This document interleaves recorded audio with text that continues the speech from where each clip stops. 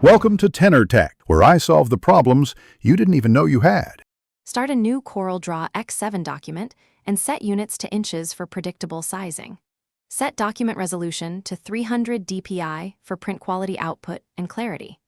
Open the Insert menu and choose Barcode, then select QR code from the options that appear.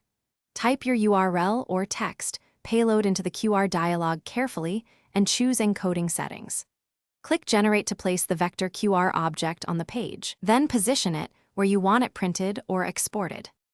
With the generated QR selected, set the module size or final dimensions precisely.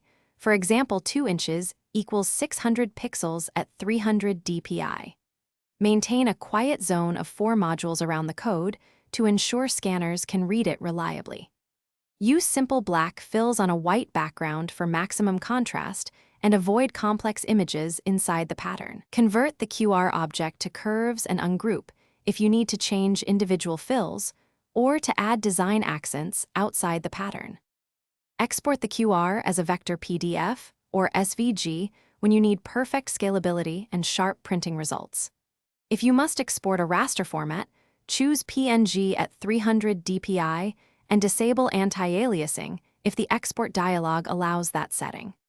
Test the exported code on multiple phones and scanners before mass printing to confirm readability. Keep the printed QR at least 1 inch in size and preserve strong black on white contrast for reliable scanning in real situations.